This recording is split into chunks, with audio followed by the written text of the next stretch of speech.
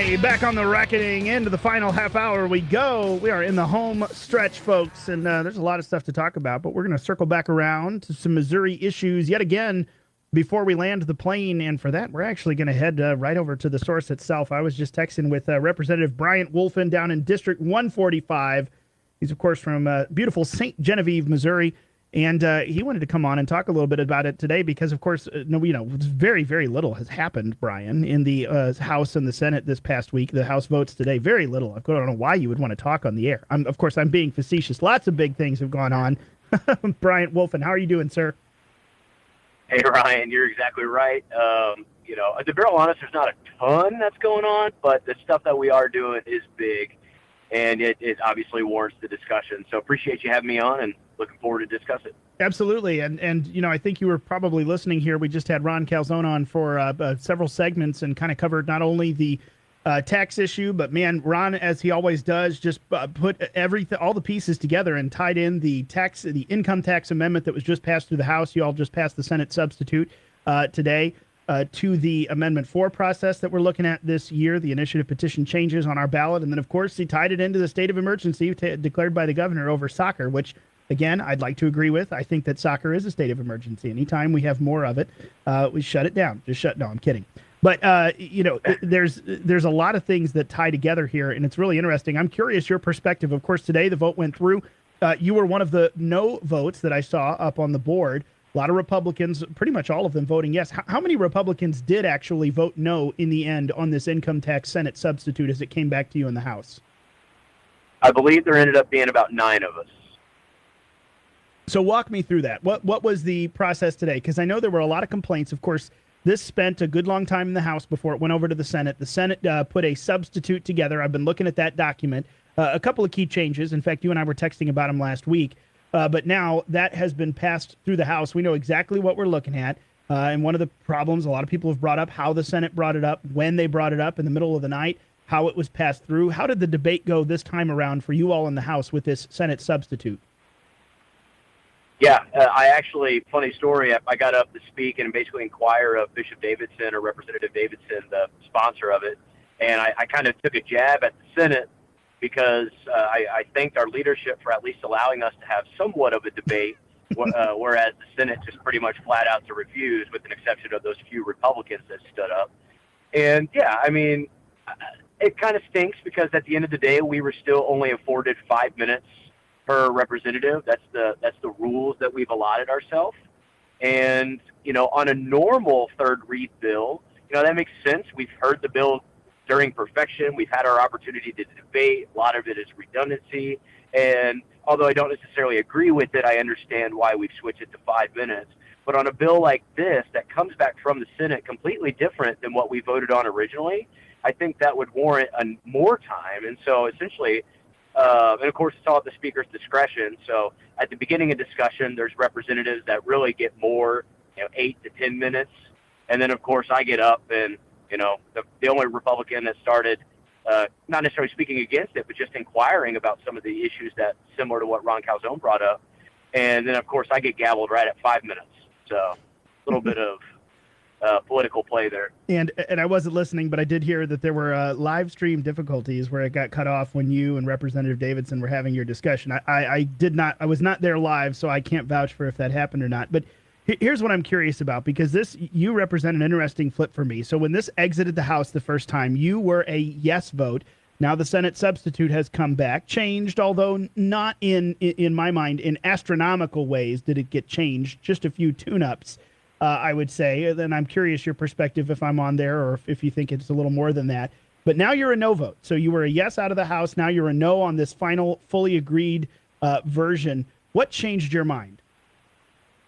Yeah, so I would argue it's definitely more than a tune-up, in my opinion, or tune down, whatever you would like to call it. It's pretty drastic changes. So for me, to be real honest, I wasn't like super sold on the first version. I think there was enough concessions, and putting the triggers in the Constitution was actually, for me, I think a win, because as someone who's skeptical of the legislature, I liked the fact that there was a path to the income tax going away in the Constitution. Did I like those specifics? I did not. but it did give a path. Even if we did not even pass any kind of tax reform, we still had the potential of getting rid of the income tax or reducing it eventually. So this version pretty much completely scraps the triggers and states that the election create some sort of legislation that will lead to the ending or the elimination of the income tax. And the best part of the bill, which was in the first version and in this, is once the income tax is gone, it does stay gone, which, big proponent behind that. Glad that stayed in there. Huge fan. So basically getting rid of that path forward, those triggers out of the Constitution, and basically mandating that the legislature has to pass something similar to that, I think on the surface seems like an okay idea, seems like a good idea, but there's no time frame of when we have to do that. There's no hard date. There's just a shall, but it's an empty shall because there's no guarantee that we really have to do it because there's no time frame on it. And that's see, just one portion. Yeah, and that's the thing. I mean, this is ultimately this is a conversation. I mean, you're talking about suspending constitutional protections that the voters get on this, but ultimately all of it we're arguing over a set of details that just doesn't exist because there is no tax plan, and we're arguing that it's going to be done by a group of people that we at least by 1/5 don't know who they even are because 1/5 of each of the legislative bodies is terming out this year. I mean, you're running for re-election. I assume you're going to be going back, but there are just over 20% of your colleagues, 21, I think, that are not. So we're going to deal with a whole new group of people to ask these questions of. So now, what are the specifics? If we give you this permission, constitutional carte blanche for 5 years, what is it exactly you're going to do? You got to tell us. But if we got to vote before we even know who the group of people is, whether or not we allow that future group to put together the details at some undetermined point. Yeah, you hit the nail on the head, Ryan. I mean, look, Missourians are skeptical of the government. Quite frankly, I don't think it would matter if it was Democrats or Republicans in charge.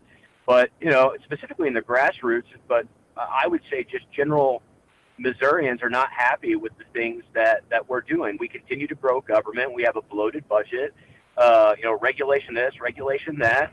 And we're just not doing those great conservative things that we all campaigned on doing. We haven't passed gun. We did finally work on the suppressor legislation this year, knowing that it's not going to probably go through the Senate. So we haven't passed sensible gun legislation in forever, and we have to concede on the pro-life issues. So it's the people are kind of fed up.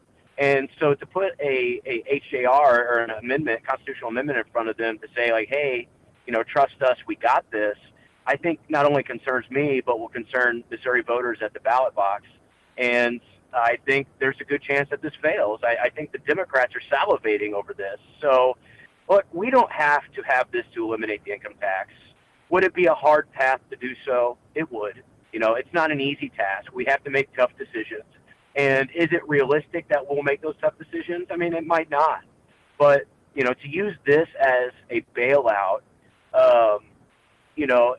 is a little bit frustrating because what you're going to see is that we're going to say that, hey, we need you, if you want to get rid of the income tax, you need to vote on this. But therein lies the problem is you don't actually need this to eliminate the income tax. You just need actual conservatives willing to make the tough decisions. Yeah, absolutely.